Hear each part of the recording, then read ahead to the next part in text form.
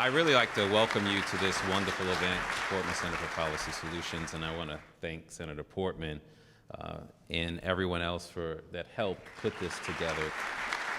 I'm Andy Lewis. I'm the Executive Director of the Portman Center for Policy Solutions. This morning we have a great event for you. Talk about bipartisanship and a divided Congress. What a time to talk about bipartisanship, 8 days before a presidential election. You're going to hear more from me in a minute, but I want to introduce you to a Dean of Arts and Sciences, Dean James Mack. Dean Mack is the Dean of our largest college, one that I'm privileged to be a faculty member in. Dean Mack's been here for a few years.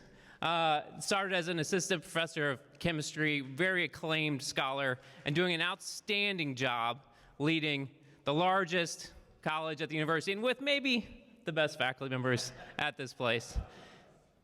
Dean Mack, please come welcome us.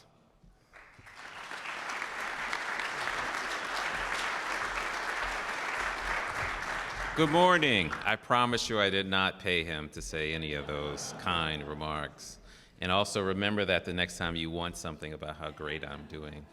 I really like to welcome you to this wonderful event, the Portman Center for Policy Solutions, and I want to thank Senator Portman and everyone else that helped put this together. This is one of the truly most important things I think we have at this university. I'm thrilled to have it in our college, so thank you for that.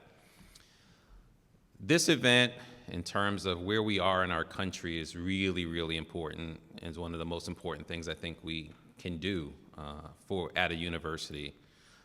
When we think about bipartisanship, when we think about where we are as a nation in a divided Congress, what I start to think about is two things. One, I think about who is the we when we talk about we. And I think that bipartisanship comes from the standpoint of we has changed over the years. We used to be Americans, and now we become something a lot more secular, if you will, in terms of, I'll take what Tom said, we is, whoever agrees with me is we. When I think about the United States, when I think about nature in general, it's differences that actually gets us to be stronger. That is what it takes to really grow. Every organism out there has a diversity of how it attacks a problem, and that's what makes America great, honestly, is our diversity of thought, our freedom of speech, our ability to be able to walk together in different mindsets and different pathways to try to figure out the right way to go. And that right way is not going to be the same way in 1940, 1950, 60, 70, 80, all the way to present day. When we talk about the we, sometimes we talk about generations. We did it better back in the day. And I always said when I was a young person, I would never be that person. I would never say it was so much better then. Come to tell you, yeah, I'm that person. Now, I've grown to be that person. And that's not always right. And so I have to learn from a lot of other different people to understand, to get a full picture of what we're trying to do. And I think that's what this event is here today. We're going to get a full breadth of what's going on. For some of us that was there at the breakfast this morning, we got insider baseball, if you will, in terms of what happens behind the scenes, and I'm sure this conversation will continue on today. So without further ado, I'd like to introduce, I won't say combatants because they're not going to combat. This is not one of those media talk shows where I'm forcing combatants. So we'll start with our guest, Senator Joe Manchin from West Virginia. Learned a lot about Senator Manchin earlier today. Did not know he was a football player. That was not in the Cliff Notes version that I had. But he's from Farmington, West Virginia, served over 4 decades as a public servant, starting in West Virginia, Secretary of State, was governor, and then became senator when Robert Byrd unfortunately passed away in 2010. Took the Manchin to be senator from the governor's position. I definitely understand from a deaconal's perspective. I kind of look at it as being a governor, and you said, yeah, I can influence everything by myself and moving into it, so I definitely understand that, and thank you for your service on that front.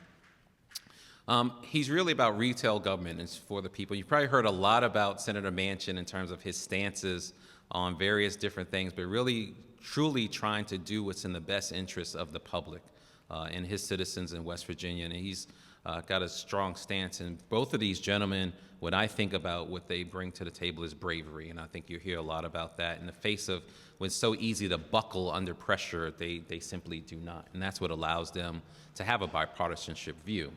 So that's Senator Manchin, and then another man, Senator Portman, who is our Ohioans, a man that's served us for over 30 years as a public servant. He served in a lot of capacities in the state of Ohio. But the thing I think about with Senator Portman is the fact that he's had over 200 bills passed by presidents in both parties, whether it's the Trump administration, the Biden administration, or the Obama administration. That's the true testament to bipartisanship, when the president can side with you, and it doesn't matter who the president was at the time in a very divided Congress. I think one of the major accomplishments is the infrastructure bill, the bipartisanship bill that he led, which has helped our country grow and Ohio grow. And so these are our two gentlemen that's going to help us bring our country back together. Thank you very much, and I look forward to listening to you both, and I'm going to turn it back over to Andy. The Portman Center, our mission really is about civility, bipartisanship, and trying to find common ground policy solutions, really to find things that we can move forward on. And over the last 2 decades, there have been fewer people who have been at the center of finding ways we can move forward legislatively in the U.S. Congress than the two of you. You came in the same year, 2010, different parties, same year. I'd like to know, when did you first meet? How did you know that you could work together? It's just one of those things. First of all, I want to thank, can you all hear? I want to thank the Dean and the University of Cincinnati for creating the home for the Portman Center.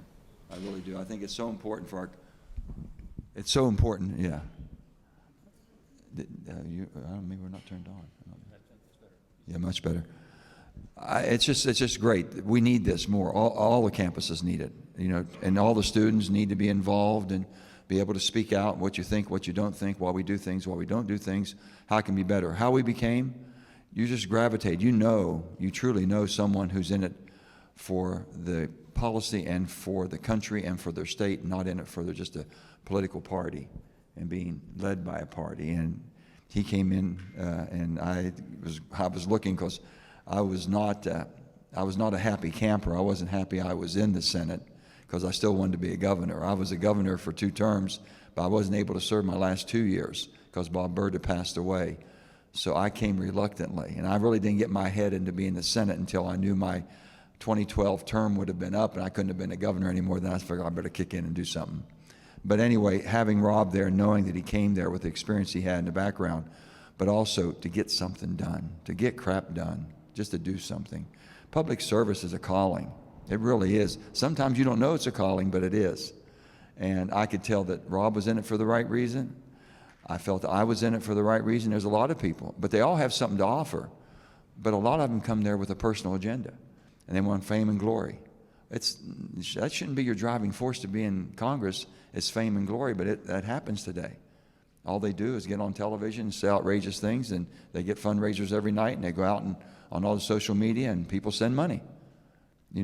If you do something that's responsible and makes sense, you're going to say, I expected Rob to do that. I expect him to say that. That makes sense. Doesn't create a lot of excitement because, government shouldn't be that exciting. We should be basically doing the things that makes you all exciting. And we're not now. It's just gone a different direction. So I was drawn to him immediately. And then we built a relationship, and then Jane and Gail became friends. And when the wives like each other, it's a happy home. So we had to be friends. But anyway, I'm just tickled to death to really, truly call both of Jane and Rob my friend. And they'll always be my friend. And that's the relationship. We started from day one. He was in every bipartisan group I was ever in. And you got to understand, when we came down to your last Congress, 117th, will go down as the most productive Congress in the history, probably modern history, because it was 50-50. You all we lived through historical times. The United States Senate has never been evenly divided for that period of time in any time in history. Never. it's been divided a couple of times, and then someone would flip over, you know. I didn't flip over because I didn't think the Republicans liked me any better than the Democrats like me. So I just figured I'll just stay where I'm at and just fight it out. And that's why I stayed. But he made it so easy. He just made it so easy and so enjoyable to be able to get things done.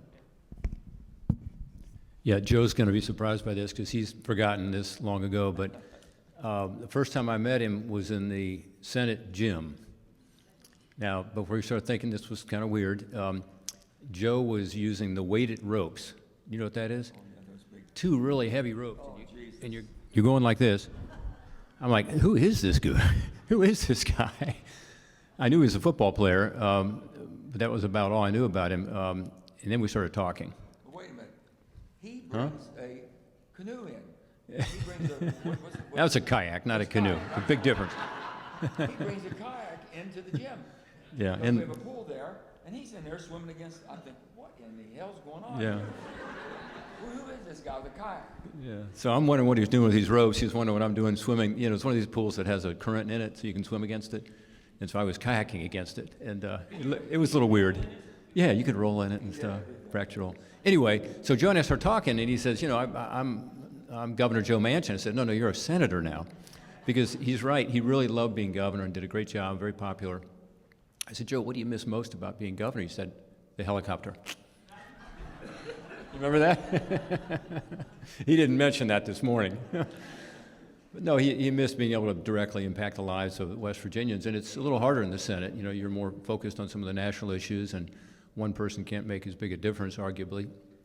But together you can, and that's where Joe and I started working together, and along with about 5 or 6 other members on both sides of the aisle, really focused on how do you get stuff done. And he's right, in the last couple of years I was in there, we got a lot done, partly because of the divided government, partly because I think we just thought this country needs to get some movement on some issues. So the Electoral Vote Act, I think we're going to talk about later, or the infrastructure bill, or any number of pieces of legislation. The CHIPS Act was really important for Ohio. Things that required bipartisanship. And that's why I was drawn to Joe, and it was always fun working with him. It's fine to follow up, and we may see if we can find another handheld. Follow up on that. So we had a very productive Congress right before you left. Maybe it was all due to you. And now we've had a pretty unproductive Congress now. Most unproductive Congress in history, I think we're on pace for, unless there's a flurry of legislation in the next 6 weeks. You can break some news if you want. What do you see as the difference?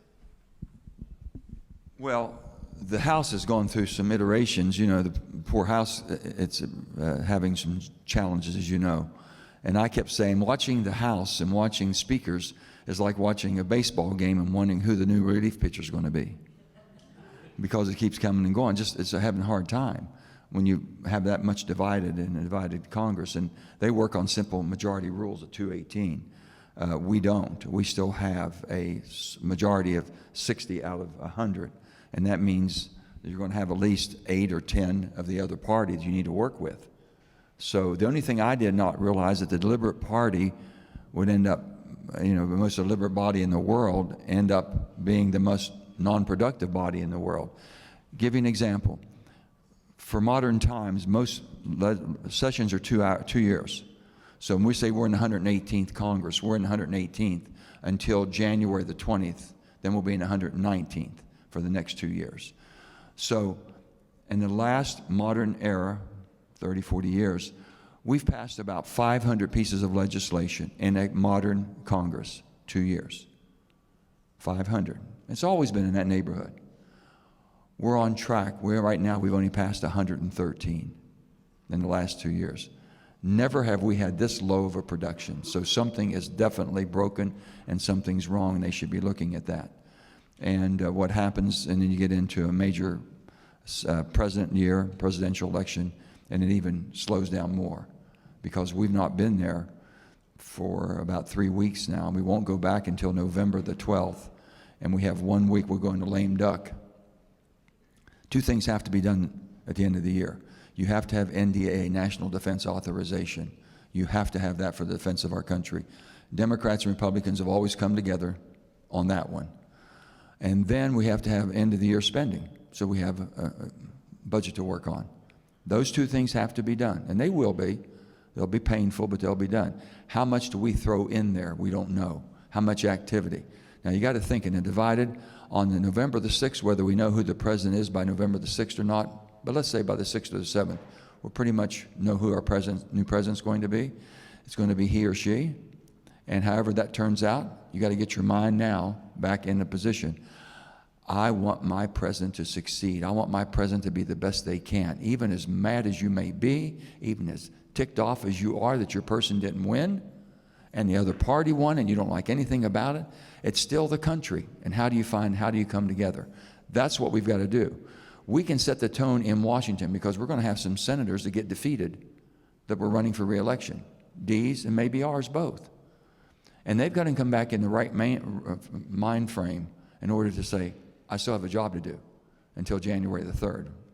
And that's what I'm hoping for, but it could be very productive and it can be very destructive. Either way it can go.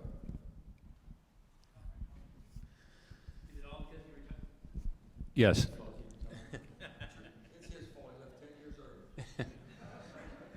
Well, you know, my big concern is that the default right now in Congress is dysfunction and doing nothing. And so you think of these issues, immigration, the border, debt, the deficit, education reform, healthcare reform, whatever your issue is, my fear is, even in the lame duck, you may kick the can down the road again with another continuing resolution. And Joe says they'll get the budget done.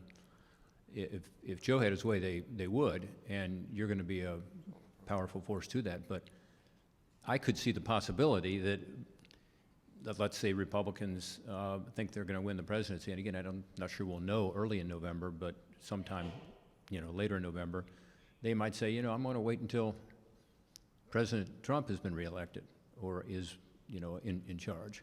And Democrats could think the same thing if it's President Harris, Vice President Harris wins, and they take the House, let's say, they might think we can get a better deal next year. And that's kind of the prevailing sentiment now, is not to try to solve problems, but come up with reasons not to solve them. And we're leaving a lot on the table and a lot of issues unresolved. And so that's my fear, is that the default now seems to be inaction. By the way, this goes to a lot of issues that expire at the end of next year. The tax bill in 2017, as you recall, lowered rates for individuals, families, companies, and so on, changed our competitiveness. Small businesses got a 20% deduction as an example, all temporary. So that deduction ends at the end of 26 as an example. For small business people here in this room, you know what I'm talking about. It's a major issue. And my fear is, again, we are so dysfunctional these days, which is the idea of the Portman Center is how do you find common ground again and solve problems, whether you're from the right, whether you're MAGA, whether you're from the left, whether you're progressive. If you go in with the attitude of, you know, we have certain goals we have to accomplish together, and we have to figure that out, just as you do in your family, just as you do here at the university. Sometimes it's hard, isn't it, in your business? So my concern is that current political culture in Washington leads to the default, which is just not to do it. It's just easier not to do it. So that's my fear, not just for lame duck, but for next year and going forward, where we simply have not been able to solve problems. Go ahead. Senator Manchin. Let me just say something about finances. Everyone in this room right now, if we were looking at our responsibility for our country, since this is our country, it's a republic, we have a representative form of government, so it's a democracy. So that means we're all responsible. Well, guess what? Because of the mismanagement of our finances in Washington, each one of us are responsible for $104,000 of debt that you never incurred, that you wouldn't have voted for, you wouldn't stand for in your own home, your own business. But that's where we are. $35,780 billion of debt we're carrying as of today. $35,780. When he and I came in, the debt was at $13 trillion. What happened? So if you want to blame Democrats, go right ahead. You want to blame Republicans, go right ahead. We have all failed and not looking at, and you haven't heard one word from either Trump or Harris about the debt, how they're going to attack this debt. The debt will be the downfall of the nation. We're going to hit a hard stop. It's going to come. It has to come. You can't continue. We have other countries that won't buy our debt, won't buy into our bond market for our debt. They just won't do it because it's too much of a risk. So we'll end up buying our own debt to keep our country afloat. They call it quantitative easing. Yeah, they use a fancy word, quantitative easing. All you're doing is buying your paper because nobody else will. And we're up to $9 trillion right now on that. So this is what we're not talking about at all. We've done everything we could. We're trying to put pieces of legislation, can't even get a vote on it, and can't even get a presidential, and the hottest presidential election we've had in modern times right now, can't even get either side to address it. In 2011, I'm on Armed Services Committee. I just came from being governor. I didn't know a lot about what was going on, but I started learning. So we had our first Armed Services meeting. I'm sitting there, and we have all the Joint Chiefs of Staff. Admiral Mike Mullen was the chairman of the Joint Chiefs of Staff. A question was asked to him and he was sitting there, and they said, what's the greatest threat and the greatest danger the United States of America faces? Now I'm waiting to hear. I learned all about China. I know what Iran was doing. We know what Russia was doing. We knew about all these things, all the dangers that could strike us and hurt us, okay? He never hesitated, never took a breath. He says, the debt of the nation will be the greatest threat the United States of America faces. He was right then, it's right today, and it's going to happen if we don't get our act together. But no one's talking about it. The last time we had, it was in 1997, Bill Clinton, when we had a balanced budget. It was done because of John Kasich and the Republicans, Newt Gingrich, and working with Erskine Bowles on the Democrat side. They put a tax plan together that spun off not only enough to pay our way through, but surpluses. We'd have been debt-free by 2006. Fast forward, 2001, 9/11. Boom, we declared 2 wars, never paid for them. First time in the history of the United States, we never dedicated any funds for paying for an incursion or war. 2 tax cuts, 2 Bush tax cuts. The tax cuts of the 97 was, okay, maybe it was needed, maybe it was popular. That happened. They could have expired in 2010, and we could have gone back to the 1997 tax rate, which we knew produced enough to pay for. Couldn't do it. At that time, President Obama says, no, anybody that makes less than $250,000 is not going to have any change in their tax. Now we're talking about anybody that makes less than $400,000. Well, hell, pretty soon nobody will be paying taxes if they keep going that direction. Somehow, someone's got to face the truth that we've got to all start basically paying our fair share. And that means the corporations. We put a 15% tax on corporations that had $100 billion, with a B, $100 billion of book value for 3 years. Now, any company that has $100 billion of book value for 3 years, you would think is paying corporate taxes, right? No. So we put a 15%. When the corporate rate was 21%, you think that would be fair? No.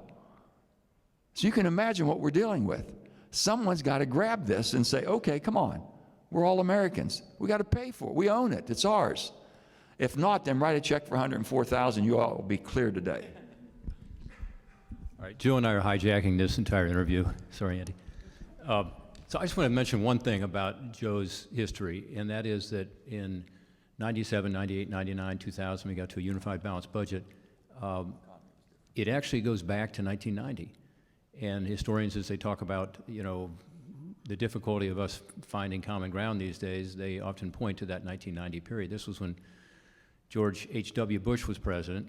And in 1992, remember, he was running for re-election, and he had said at the Republican convention, read my lips, no new taxes. And many think he lost his re-election because he did not keep to that pledge. Why didn't he keep to that pledge? And I was working for him at the time as a staffer, and this is one of the stories that's in the Jean Becker book that some of you know about, Character Matters. She's coming in a few weeks to talk to us. But he said, I'm hearing from my experts saying $200 billion, compare that to $1 trillion today. $200 billion annual deficit is just outrageous, and our debt is growing, and we've got to do something about it to avoid the bond markets responding and our rates going up and infecting the economy. And so he took a principled stand and said, I'm willing to put taxes on the table if you Democrats are willing to put spending on the table. And that was the deal he cut with George Mitchell.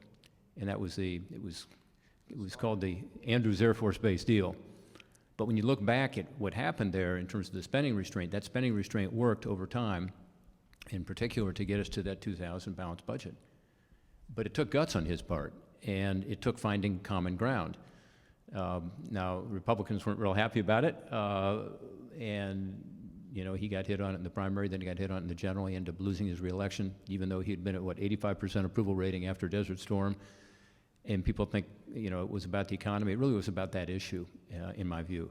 But he took a courageous stand. We need that today. You know, we need to get back to some kind of bipartisanship here. Maybe it's another commission. I nominate Joe Manchin to be co-chair of that commission, and she'll hate me for it. But Member Simpson Bowles, that commission reported, but it wasn't required to be taken up by Congress as a yes or no vote because it wasn't statutory. It was established by the administration. And then when Simpson Bowles came out, President Obama opposed the recommendations, which made it hard. So anyway, I think that's where we need to go, is for a bipartisan commission that says, you know, let's find some common ground here and move forward. We've got myself and Mitt Romney, since he left me, myself and Mitt Romney have a bill called the Fiscal Responsibility Act, which puts a commission together. But it gives it privilege on the floor. It has privilege to the floor. It has to have a vote if we pass the bill. That's what it takes. When you make a deal with one of the leaders, whether it be a D or an R leader, you better get a privilege commitment so to go to the floor. If not, they'll say, well, I just couldn't get it to the floor. No, you can get it to the floor because you control the floor. So there's some things we got to do, but it's not sexy. It's not, nobody wants to talk about. That's why they're not. They're talking about everything else to get you all psyched up. Now, I want to say one thing is going to happen. It's going to be the independents. It's going to be the undecided voters right now. They're going to make the decision who the next president's going to be. It's not the base. The base has already made a decision. Kamala Harris's people, hardcore left, is going to vote for her no matter what. Donald Trump's people, hardcore right's going to vote. It's that middle, that centrist middle that they really don't know. Some of them won't know until they walk into the booth. And they'll look down and they'll say, okay, it'll just hit you. It just hits you. What am I going to vote for? How am I going to vote for? I like this policy, but I like the character of this person, but I like the policy of this person. I don't like the bravado. I like basically the toughness. I don't like the way they're explaining it. I don't like the way they're communicating. All these things here will go through your mind if you're independent, truly undecided independent. And that's the swing nobody knows about because you can't poll them. How can you poll somebody who don't know how they're going to vote? It's my show. It was. Quick housekeeping note. We're going to do questions via submission, and they're going to come to my phone, theoretically. So you'll see them on the screens, the QR code. And we'll get to those in a few minutes. But I want to ask a question, and we'll start with Senator Manchin here. You made some headlines a couple weeks ago about the filibuster, reaffirming your commitment to the filibuster, and in fact saying you weren't going to endorse Vice President Harris because she had said we should maybe eliminate the filibuster to protect abortion rights. If you want to get things done, why keep the filibuster? Why is that so important to you? And do you want to make any news on the election side? I'll explain to you. First of all, the filibuster is a 60-vote rule. It's never been written in the Constitution. It's not written anywhere. But the intention, I think the best way I can explain it to you, can you imagine in 1789 when we put this country together, our forefathers, and they said we're going to have a bicameral, we're going to have a House and a Senate, and someone had to come out and explain, maybe George Washington explained how this was going to work, and he says, I'm going to have two. I'm going to have the People's House over here, and they're going to be representatives. They're always in touch with the people. They're running frequently. They're always out there. They're working for the people. And I'm going to have the upper house, which is going to be the Senate. And with that, it's going to be a little bit different how we're going to do this. We've gone through iterations of that. But then someone had to say, okay, Big Bad Massachusetts, which is carrying the whole economic load at that time, and you have Pennsylvania, New York, and Virginia, the big four. You had those four economic. Out of 13 states at that time, someone had to tell Massachusetts, Pennsylvania, Virginia, and New York, this is what we're going to have, a Senate, two branches. And guess what? Rhode Island and Delaware is going to have exactly the same representation you have. Now, digest that one. And someone in Massachusetts says, what the hell are you doing here? My God, I'm carrying the load right now, and you're going to give them a right to veto what I'm doing? Nope, you got to work together. I don't want the big guys beating up on the little guys. We're going to work together. This is United States. It's going to be the United States, not the divided states. So you can use that if you can. It sounds reasonable to me, and we kind of iterated into it. So the Senate had unbridled privileges. We can talk forever, as you can tell. But you could debate forever. You could hold up and then says, well, but when you sit down, you gave it up and they'd have a vote. Well, guess what? They wouldn't sit down until the leadership says, okay, I'm going to get off of this piece of legislation. I got too much to do. Let's move on to something else. So you could basically filibuster forever. That went on from the beginning, 1789, to 1917. And 1917 happens, World War I. And we're trying to basically arm and help our allies around the world before we got into the war. And there was people, pacifists, that didn't want us to get in the war. So they were filibustering. They said, we got to stop this craziness. My God, the world's going to fall apart. So we had a 67 vote threshold at that time. And I think it was 1965 it was changed to 60. That's the filibuster. It's why we're a deliberate body. We have got to work together. And it's the only thing in the most divided times of our life right now. You take that away. That's, to me, it's a holy grail of democracy. They can talk about everything else they want. And the only thing I said is Kamala Harris knows better. But Donald Trump is for getting rid of the filibuster also back in 2017. He beat the living crap out of them, all of them. And Mitch McConnell and their relationship went to heck in a handbasket because he says, you got 54 Republicans, why can't you give me what I want? They had the president, they had the House, and they had the majority of the Senate. They had all three. Grand slam. The Republicans had it all. And Donald did not understand the system and wanted to break it. So he's gone down that path. Chuck Schumer says, well, I got rid of Manchin and Sinema, so now I can get what I want. They already made it. So I'm saying this. I got to be honest with you. If the Republicans take the Senate, they're more likely with the senators that have the mindset of Rob Portman that at least 10 or 15 of them will fight to, I think, their last breath to maintain the filibuster.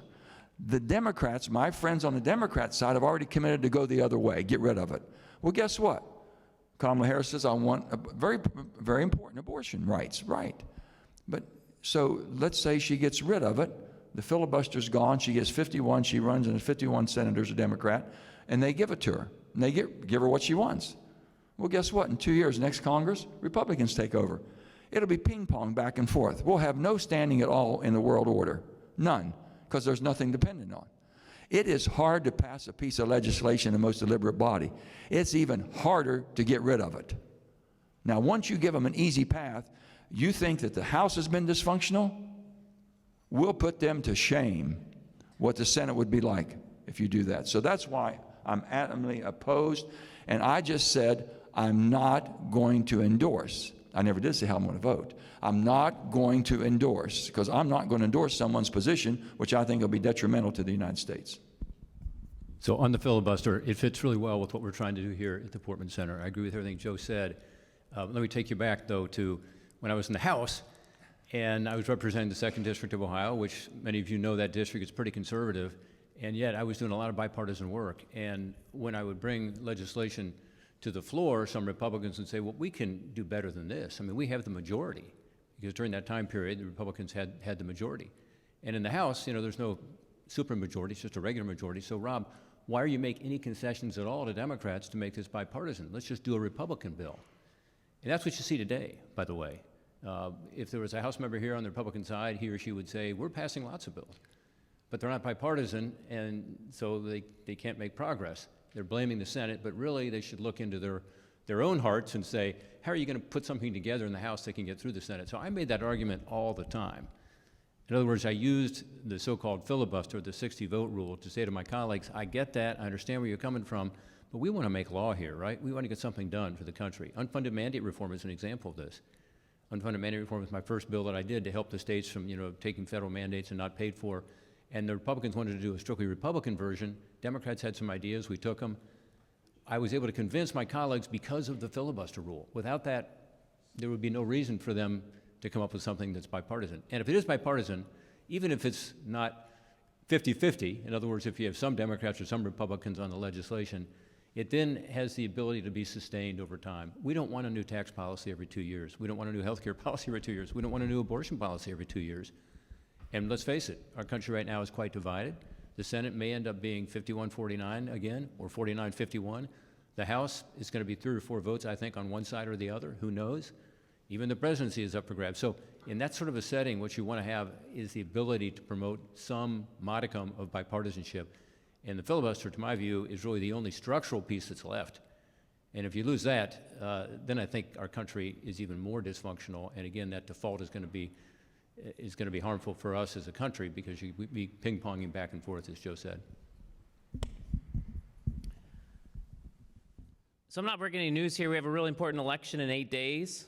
I think we all know that. If you're in Ohio, we get a lot of TV ads, everything you watch. The last election that we had, presidential election in 2020, President Trump and some of his supporters thought there was some ambiguity in the Electoral Count Act and that the vice president could potentially change or alter the way that the electors were counted. On January 6th, we saw that proposed, and Vice President Pence said that he wouldn't go along with it, and some of President Trump's supporters violently attacked the Capitol. You both were there. After that, Senator Manchin, you led in a bipartisan way this Electoral Count Reform Act as one of the pieces that followed that. Why was that fix so important? And are we better off 8 days from now, or 38 days from now, than we were in 2020? Let me tell you how that happened. That was the start of the 117th Congress. We hadn't gotten there yet because we hadn't been all sworn in, or the president hadn't been sworn in. We are sworn in. So we had a bipartisan group that could work together. I knew where Rob would be. He'd be right there with us and fighting all the way through. When we took off and we said, we got to do something quick. This can never happen again. January 6th was real. It was real. We were there. And it was real. I thought they were just coming to visit. Maybe some people from West Virginia, pretty loud at times, just coming to visit. But I found out that wasn't true. So anyway, we knew we had to do something, so it never appeared before. And then we start learning a little bit about 1887. It was ambiguous at that time, and it just wasn't clear. And that was under Jackson and everything. So anyway, we got together. Susan Collins, you had 10 on your side, we had 10. We started with 20. Everybody said, oh yeah, let's fix it. Well, pretty soon, they says, let's change the whole voting process. Every time the D's want to do something or the R's want to do extreme, both of them, we had, even though people were saying they want to be bipartisan, we lost. So we lose a person here, a person there. We ended up, there was like 10 of us maybe at the end, 5 and 5. Stayed right with it and got something done. And it really came down to, first of all, one senator shouldn't be able to verify and consecrate, if you will, one upset congressperson from a state. So let's say the state of Arizona popped up and there's a congressperson that says, we object to this, we think there's a fallacy in this, how it was done, and we do not accept it the way the vote's been turned in.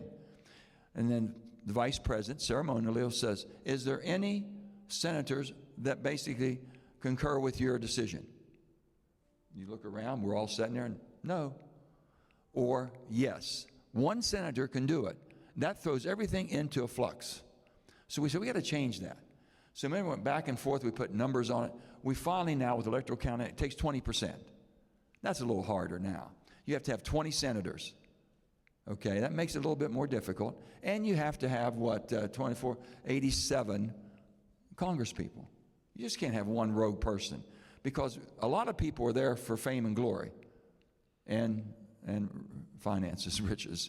And they say outrageous things. They'll fundraise. Believe this or not, I saw people making phone calls to fundraise off the January 6th insurrection. Now you tell me if that's a person that was there for public service or self-service. So we see all this happening. We knew we had to do it. It just had to get done. So we did some things that changed it. It's total ceremonial. The vice president has no authority whatsoever to change that vote any way, shape, or form. All they do is read it out ceremonially. And it's a big thing. We walk over from the House, from the Senate to the House. All the senators are sitting there. The House members are sitting there. They go through alphabet, boom, boom, boom, and then we go back. Well, this time we went back immediately. We got there and they got to Arizona, we went right back. And they were given, I'll give you this. You remember Christmas Vacation when you saw the SWAT team fly through the house with Chevy Chase and the Christmas tree and everything? That's exactly what it looked like. We're sitting there and we're hearing all this racket out in the hallway. And I've been a governor, and I've been in the state senate and all this back home, and sometimes we had to close the big doors because people would start getting a little raucous, and there's nothing wrong with that. I didn't think anything was serious. So then all of a sudden, I mean to tell you, somebody, our parliamentarian, I think, ran in, and the sergeant at arms says, you guys, it's getting a little rough now. You're going to have to get out of here maybe. And then within 2 minutes, this SWAT team came in. They had more armament and more firepower on them than most nations have. I'm thinking, what in the hell's going on? They said, you guys are out of here. I want to give you how close we came to screwing it up royally. They told us to leave everything on your desk, just get out. Remember that? We're sitting there. They're rushing us out. Thank God the parliamentarian picked up the boxes. Can you imagine the doubt that people would have had if they'd have captured the boxes? So I told you it wasn't true. We had the boxes as far as the count, from all the states. They took it down into a secure place with us. We were that close, that close. Well, it was a terrible day, and what we did was try to figure out how do you avoid this happening again, because of the ambiguity of this legislation dated back to the 1800s. And Joe described it well. One was the vice presidential role became ministerial by law. Now, I would argue that constitutionally that was always the role, but others disagreed with that, and there was some gray area there. And obviously, President Trump felt that the vice president had the ability to stop the count. Even if you didn't think that, good idea to clarify it, right? So we clarified that. The 1/5 rule was really important, so you have to have 1/5 of the members stepping up, as Joe said. You know, Joe said that some members like to get on TV. It's kind of the performative art part of politics these days. You know, some people are really not there to pass legislation. They're there to get on TV and get online, and it works sometimes. So that's good to make 20% of the members step up. It also changed the rules, and they gave me this task in this little committee we had, this bipartisan group, because no one else wanted to do it, but it was working with GSA. Do you remember at the time, the administrator of the GSA, the Government Services Administration, so they actually provide the funding for the transition for the presidency? Do you remember this poor woman who was a Trump appointee at GSA was being looked to by the media as deciding who won the election? And, you know, she was, I don't know, 40 years old and hadn't had a lot of political experience or policy experience. And here she was, who won the election? You're in charge, you know, because who she gave the money to was who won the election. So we changed that, and we said if it is disputed, if it's still in the courts and so on, then both transitions get some funding. Now, it's interesting because in the last couple weeks, Joe and I have heard a lot from the right and the left about concerns about some of this. Some people saying, well, my gosh, this would allow someone to get some funding for a transition who shouldn't get it and could, you know, propagate lies about the election and so on. We need to focus on our country, and whoever ends up winning, you want that person to have their transition underway, right? You want to have the country continue to run, not miss a beat. So I think that was important, and we changed that rule as well. And then finally we said for the states, you know, there's a lot of argument, and there still is, about who certifies in the state. And so we said the governors certify unless the state elects to have someone else certify. It can be the Secretary of State, as it is in many states. But let's put that into law that has to be decided before the election. So you can't change the rules after the election, have someone else be the certifier. So I think all common sense stuff, but we've gotten some criticism the right and the left on it, you know, because they both want the wiggle room to be able to do whatever they want to do. But this will make this election run more smoothly, in my view, and it was the right thing to do. And again, Joe Manchin was at the lead on that, as he has been on so many things. So I'm going to take a minute just to thank those who came today. And we have a bunch of students here who are Portman Fellows. And these are students who are committed to finding this common ground. They come from a very diverse background. Some are first year, some are fourth year, some are engineering students. There are even a few political science students from SPIA. But if you guys could stand up for a second so we could see who you are, and maybe have a little applause for these students.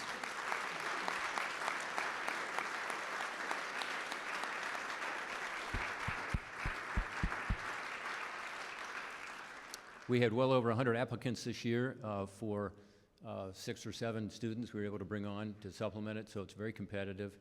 And boy, if you want to be inspired, just spend a little time with these young people. And it'll make you feel a lot better about the future of our country. And Dean Mack, thank you for your personal commitment to this effort as Dean of the School of Arts and Sciences. And tell President Pinto thanks for his commitment too. And then finally to Andy. I mean, Andy Lewis is our executive director. He is awesome. We were very lucky to have him. He's kind of he was a one-man band until recently. Now he's wherever Emily is, has a great staffer. But we're doing some very, very good work to try to not just at the micro level ensure students here on campus get this message, but also we're working with groups around the country to try to ensure that we are doing our best to plug in to groups that care about getting back to, again, a way where we can find common ground and solve problems. Andy. Okay, we're going to get some questions, which many of you submitted them, which is great. I will say we took some of the Portman Fellows to Washington in March and had the honor of going around with Senator Portman. To me, one of the most meaningful parts about this is we walked off the Senate floor and looked around and saw his former desk, and we walked out the back, and Senator Portman said, "Hey, you all need to come over here and meet somebody." He put his arm around a Capitol Police officer, Officer Goodwin, and he said, "This guy saved my life." He ran the other way to take the people who stormed the Capitol, and you all ran to safety. And it was meaningful, and I think you had a tear in your eye, and so did he. So that it was a real day. You all were there. So we got questions, a bunch of them. There's some themes in here about is our democracy in jeopardy and threat? That we had some downgrading of our democracy by some analysts. We see a lot of talk about democratic backsliding. What do you think of the state of American democracy, and what do you think what are some of the primary threats that you see? Well, I said earlier, but first of all, George Washington was really, really concerned about the political parties, very much concerned about political parties. And he didn't want to do what he saw around the world. He could have been King George I in the United States of America, didn't want that. He could have served forever, no term limits. He tried to set an example. So he did not leave the first 4 years. He wanted one term, 4 years. He didn't leave because Jefferson and Hamilton hate each other so bad. He was afraid they would bring the parties in. There are different philosophies in the party. So he stayed another 4 years. And when he left in his writings, he said, beware of the political parties, for they will usurp the power from the people. It's exactly what's happened. It's exactly what has happened. The parties are so powerful, the primaries are closed. Think about this. There was about maybe a total of 20 million, 10 million on each side in the primary that's made a decision on who you're voting for. So 20 million people, 10 million D, 10 million R, made a decision who the main candidates are going to be for 150 to 60 million of us going to be voting. The process is not open.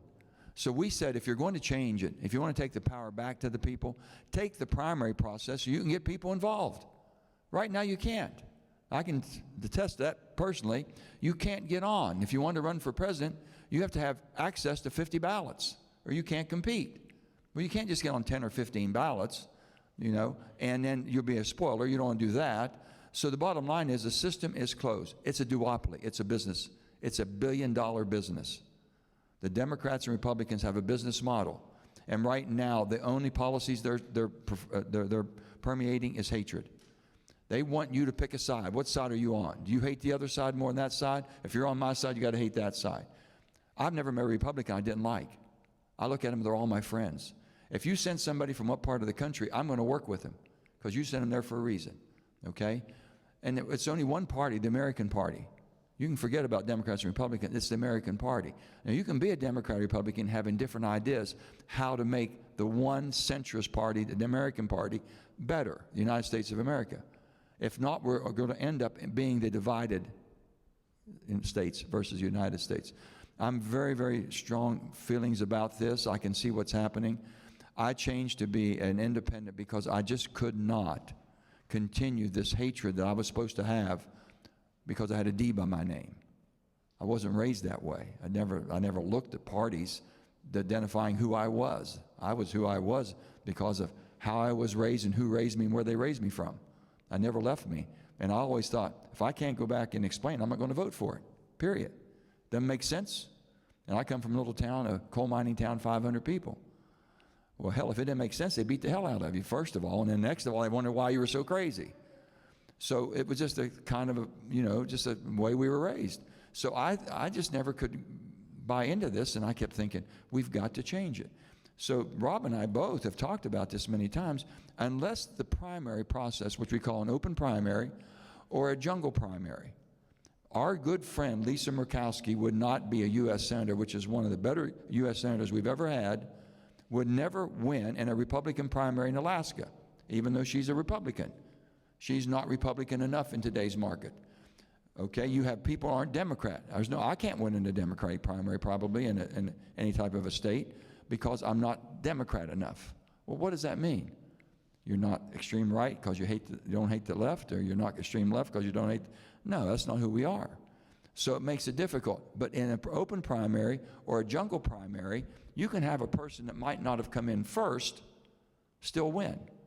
Lisa Murkowski. Lisa never came in first in a Republican primary, but the jungle primary, she always was everyone's second vote. So when the first person didn't get 51%, it went to the second. Well, when it goes to the second, how would the third and fourth people, who'd they have? If she was on the third or fourth or second, boom, at the end of the day, she had 51% when you put it all together. That's how she won. That's the jungle primary. An open primary is you just walk in and vote who you want to. Let me tell you why it's got to change. When you get someone who's centrist and you send them from your state, there is no center support. When they get there, who you caucusing with? In order to get a committee, you got to caucus with the D or the R. Who are you with? Once you make that decision, then you've got to basically get sucked all the way to the left or all the way to the right, because that's where the bases are. And you either keep silent and be very careful so they don't attack you. Because if they do, they said, you're not Republican enough, or you're not Democrat enough. I'm going to get someone who's more Republican or more Democrat, and we're going to primary you and get rid of you. I made a mistake. You got here. I want to get rid of you and get someone I can control. In an open primary, they can't do that. If I'm reasonable and responsible, you're not going to beat me if you give me enough of a choice to where I can win different ways. You will beat me if you can control the primary, and the parties want total control. Both of them are guilty of this. And that's what we're fighting right now. My daughter and I, she started, and I'm supporting her. It's called AmericansTogether.com. If you haven't gotten on, get on. It'll teach you everything about wherever you live, how your process is and how you can change it. We've got to educate the public. That's what Rob's doing here, to educate you on options you have to have. You young people who are coming up, you got to look at ways, how do we take the power back to the people and get it away from the parties? And one further thing. Not only is that permeated in how we send people to Washington now because of a closed primary process, and I've said this before, to prove my point, if a person by the name of Kennedy, who has a lineage of a uncle who was president, revered, a father, attorney general, he might be batshit crazy, but whether you like him or not, but he should have been able to participate in the Democratic primary. He couldn't. They wouldn't let him in. He couldn't even participate. So that tells you how closed it is. And that's got to change. But if this doesn't change, I'll guarantee you we'll continue to get worse. And what has happened is permeated clear to the top. It used to be before Rob's chairman of Homeland Security. Well, basically, he's working the bill through Democrats and Republicans. You get something bipartisan. I'm chairman of Energy and Natural Resources. I get a bill that's bipartisan. It should automatically go to the floor within 30 days. It should cure and go to the floor. No. If it's Mitch McConnell who's in charge, he's the majority leader, or if it's Chuck Schumer, they control what goes to the floor. Wait a minute. The business model is, my business model, since I have control of the floor, I can get more money coming in. I can get a better, that's my business model. I can stop things, or I can make things happen, or I can change them. We've let that happen.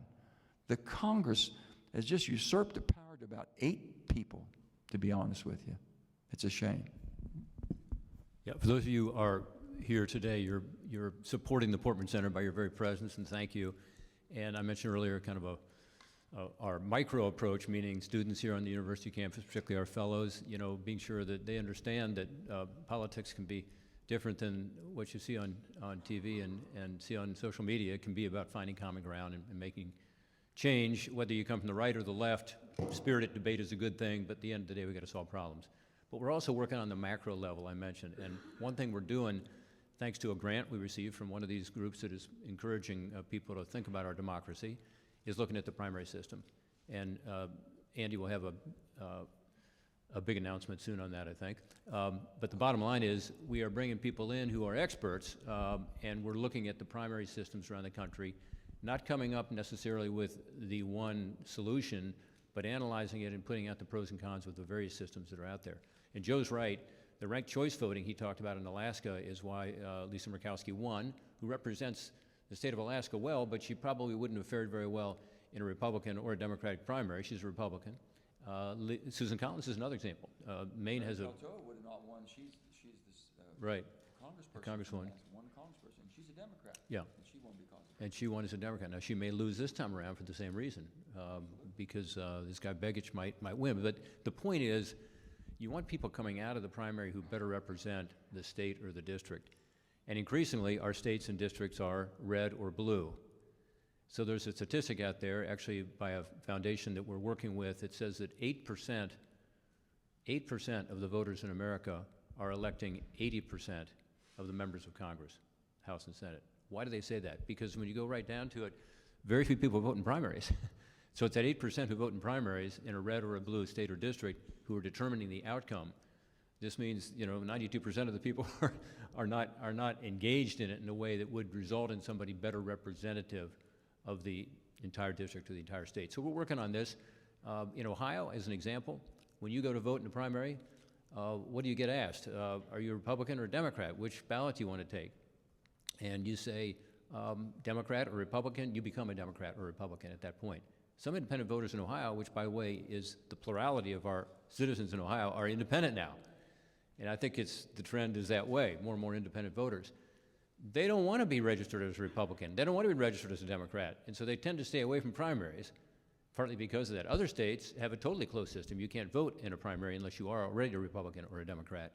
So one of the things that makes sense to me and to Joe is let's start by just opening up the process and saying, as you can in a handful of states, New Hampshire being one, it doesn't matter if you're Republican, Democrat, Independent, vegetarian, libertarian, whatever you are, jump in there and vote in the primary. Get engaged, get involved. And I hope all of you vote in primaries. You're self-selected by coming here today, so you probably do. But anyway, the point is, this is part of what the Portman Center is doing, is we're looking at these issues, not from a partisan perspective. And again, we're not necessarily going to come out with the one solution, but we're going to provide much better data and information as to how these systems could work. And then the big question is, what role does the federal government have versus the state governments? These are constitutional issues you have to work through because the state legislatures take the lead in electoral reform. But there have been instances where, like the Voting Rights Act, this has been done to the federal level. So our view is, if you could fix the primary system, we'd go a long way toward a stronger democracy. Let me say one thing about the breakdown right now. You can't even believe this figure here. In the political persuasion of people today are registered to participate in voting. So those we know are going to vote. Only 23% are registered Democrat. Only about 25 or 26% are registered Republican. 51% no party affiliation. 51% are fed up with the party systems. But they have no way to change it. That's the problem. They haven't used their voice, the power of their voice. And that's why I say the no party affiliation, independence. I've said this, the grand old party wants to be grand again. The Democrat Party should want to be responsible and compassionate. The two work well together when they both have their mission. They've lost that. And now it's the independent, basically the non-party affiliation that's got to put the power back. You can't scare somebody by money. You think you can, and people says, well, I'm not going to give you money. Well, that's fine, because they know one thing. They can scare the bejesus out of you and you'll still go vote. But if you say, I'm not voting for you, now you got their attention. And that's where the pressure comes from, and we're not using it. We're going to have to pretty quickly. I'm going to ask two questions because I never get the mic back. First question is, we used to have I would say, more bipartisan consensus on foreign policy. And so one of the questions, couple of questions coming through is like, we've seen a bit of scrambling of some of the foreign policy allegiances. What do you see on that front, the foreign policy front? And then second, what advice would you give to college students who want to get things done?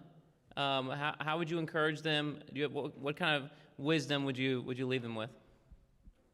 Well, first of all, we're still the leaders of the world. There's not another country can take our place. China wants to take the economic position of the stronghold for the world. Russia wants to take basically they're more Machiavellian, they're more for their defense, military. They would like to have that position if you can. Iran is just a rogue nation that's basically the terrorist supporter of the world. They're supporting more terrorist operations around the world than any place else. And you have North Korea, just a bad kid in the neighborhood. Okay, it's pretty rough. So you have 4 countries of concern that we have.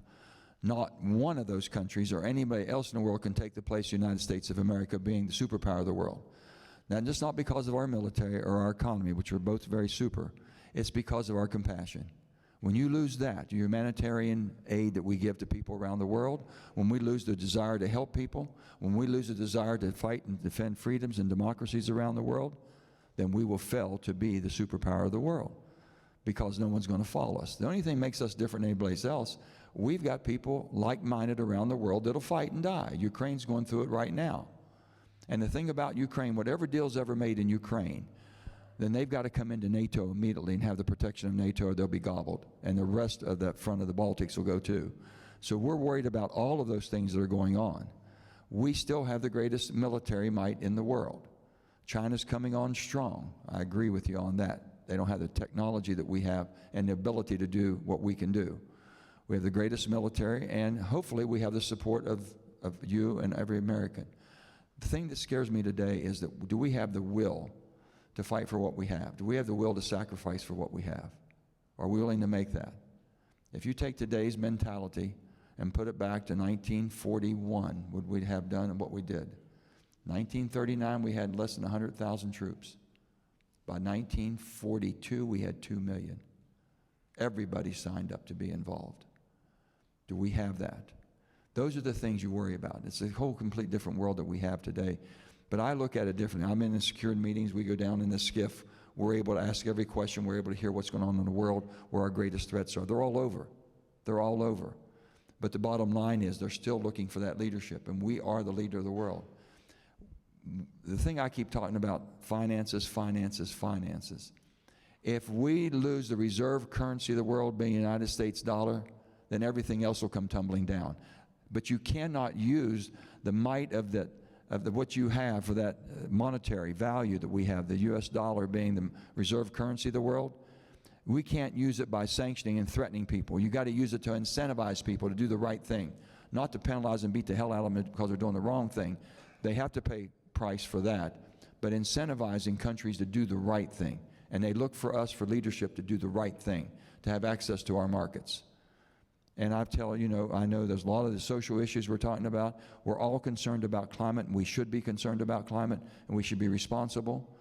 You can't eliminate your way to a cleaner environment. You can innovate technology, and you can use that technology to help the rest of the world clean up their messes. But people want to stop it. We got people producing energy around the world, polluting more than anything. And one continent, Asia, is going to produce about 90% of all pollutions within the next 5 years. Everything's coming from there because they're just balls to the wall. But we've got to have it all, gang, and we got to do it here. And the building blocks, if I can go to one more thing. The building blocks of America, we don't basically mine, we don't process any of the critical minerals. Can't get a mining permit. We have resources in America. Have a hard time getting a mining permit to get that done. We want to go to electric vehicles. You want to go to electric vehicle? You have someone in Congo and Indonesia enslaved to basically mine the minerals that you need in processing, out of sight, out of mind. That's not good for the environment. So we're not, unless we're building the building blocks, and they said about trade. You got Donald Trump talking about putting 10% on. There's things that we should have these tariffs on, but the building blocks of America, I just come from steel making. I come from basically what we need in the form of the things that we need every day, the titanium, the uranium, all the different things that we need for our country's defenses. Those are building blocks. We should have it here. We let it all go away in the 1990s. We've got to bring it back. You cannot depend on unreliable sources in the world for the goods that we need. And we've seen that with COVID. What happened? We were in a flux. The whole world went into, because we were depending on areas that couldn't perform. We've got to change that in how we do business here, and that's what I think you're going to see happening. It's going to happen one way or another very quickly. Well said, Joe. On the international front, simply said, America by destiny rather than choice are the watchguards on the walls of world freedom. And this was John F. Kennedy, a speech that he was supposed to give on the afternoon that he was assassinated to the Dallas World Affairs Council, by destiny rather than choice. And he added, in his generation, it's still true. I mean, we are the beacon of hope and opportunity for the rest of the world, despite our challenges we talked about here today. We're the oldest democracy in the world. We are the leading superpower. But the only way that an increasingly dangerous and volatile world becomes safer is if the United States is engaged. I mean, I'm convinced of it. I think Kennedy was right. I think Ronald Reagan was right when he said you get peace through what? Through strength. And that's why we need to, once again, restore our military prowess. We need to ensure that we have the ability to project force, that we have the ability qualitatively to stand up to China, which is quickly becoming a huge military power, and they put a lot more of their resources into the military than we do.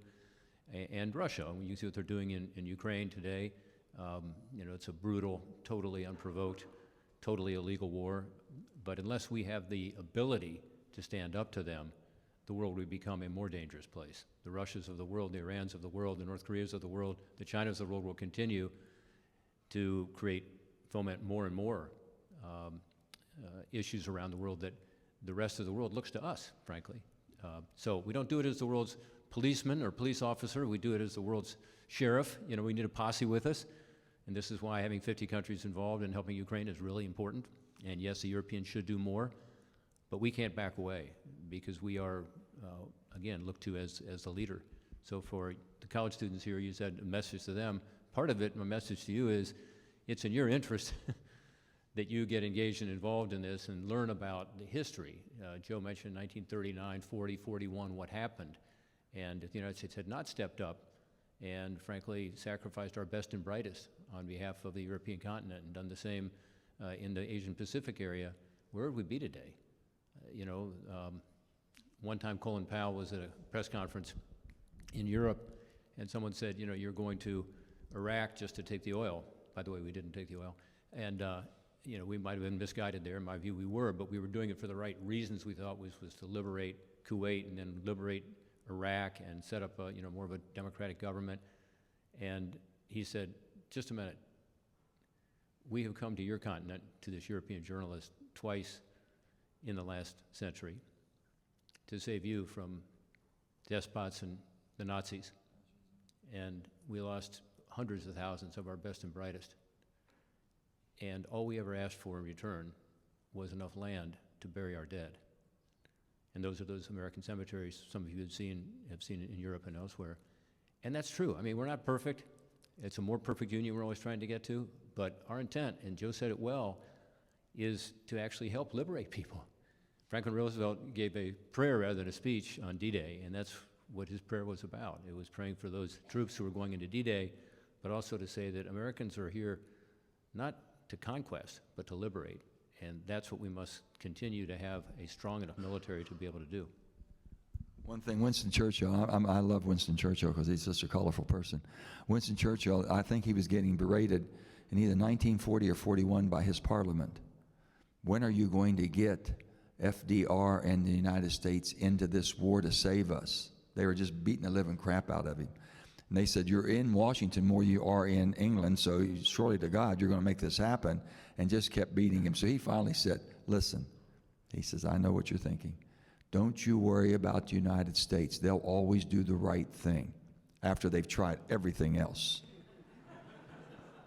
He was so right on that. And one other thing I'll leave you with, I have yet to hear, I've got the China dream. I've got the Russian dream. I've got the Iran dream. I don't hear that. No matter how bad we are and all the mistakes we've made, there's still an American dream. We still have it. My grandparents had it, my parents had it, and I still have it. I still believe that we can do much better than we're doing. We're going to need to end there. Senator Manchin, thank you for being our guest. It was delightful to have you here.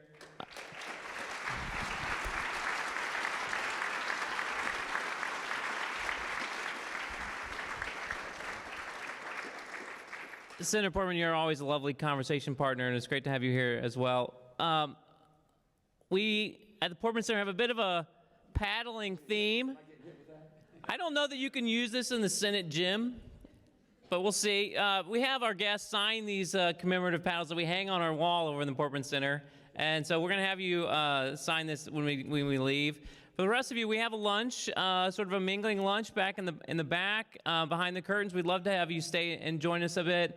The Portman Center is going to continue to have events.